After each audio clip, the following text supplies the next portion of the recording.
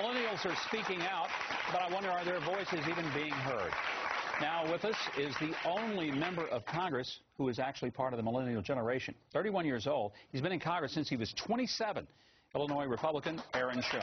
Aaron, great to have you here. Thanks for joining us. Yep. All right, I'm going to turn you over to this group, and we will start. I believe the first question comes through Peter. Right, Governor and Congressman. This is Carlos Astacio. Hi, Governor.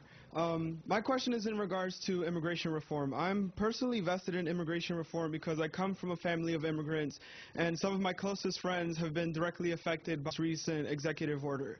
So my question is in regards to if Romney, were to win the 2012 election, do you believe he would repeal Obama's order, and if not, and if he did, what actions or steps would be taken to address giving work to people that were brought here at a young age from other countries? Well, first of all, I think a President Romney would uphold the rule of law. And like President Romney, I believe in a balance of powers. And no matter how passionate you are about any law that you'd like passed, we have a Congress and not a king. And so what I'd first say is I think it's inappropriate for any president, no matter how passionate they are about a law they'd like to see passed, to do something unilaterally as the president did. That said, if President Romney is elected, as he has said, he will work to pass a bipartisan DREAM Act or provision to deal with those who are brought here under no effort of their own but by their parents illegally, so that they can stay here, go to school, and ultimately get a job. Look at what Senator Rubio has been working on in the Senate, a bipartisan version of the DREAM Act. There have been very, very important pieces of legislation that have passed throughout our country's history over 200 years. But many of them have taken years to do it. But they've taken presidential leadership. And I think on the issue of immigration reform, Democrats and Republicans have to agree on one thing.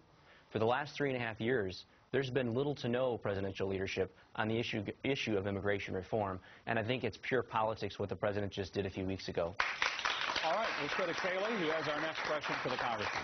I'm here with Shaboon from Rutgers. Hi. My question is more geared toward education, specifically in the New Jersey area. Currently, as a lot of people know, Chris Christie has cut a lot of money from public schools, especially in the Abbott districts. I am from Newark, New Jersey, and I've seen how the cuts have drastically, hurt public education, especially in my school. So do you think that the federal government should use education cuts as a means of balancing the budget? Well, as you know, as our Constitution says, the primary role of public education is the role of the states. So I think that's why you're seeing the greatest impact on public education for K-12 specifically at the states. So I'm not sure that the federal government will have as big of impact when it comes to cuts. To your point about cutting on education, I started out on a school board, actually, for 4 years on public school board. And so I think funding for public education is extremely important. I think it's a great equalizer in our country, no matter where you come from or your background. If you work hard, you can accomplish great things because of our school systems that we have in our country.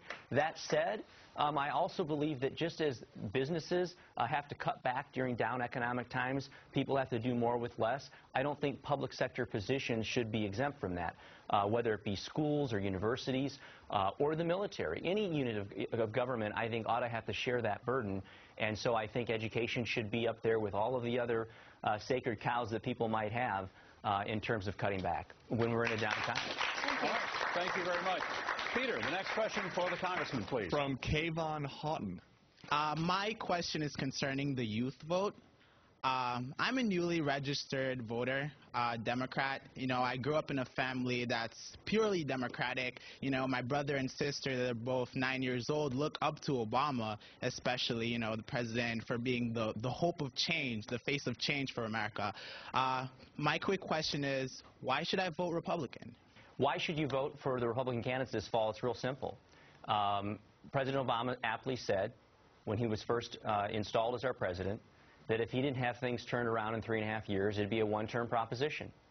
The fact of the matter is, laid out his course for how he thought the economy should be turned around, whether it be bailing out the auto industry, whether it be dealing with the Affordable Care Act as one of his major proposals. The Republicans offer a different plan, and that is we believe we've got to rein in the mountain of debt. You're a young person. The $16 trillion in debt is not going to be paid for by foreigners. It's going to be paid for by American citizens of the next generation. We believe in a free economy where people can compete, where their own energy and determination will determine their success, not a nanny state government where more government jobs and more government jobs just leads to more debt and ultimately less opportunity for people of our generation. So it's really one of government versus the private sector, of one that believes in limited government versus one that believes in big government. When we come back, we'll have some more questions. These guys get to come after me. That ought to be fun. And also some final thoughts. Congressman, thank you for being here. We'll be right back. Stay with us.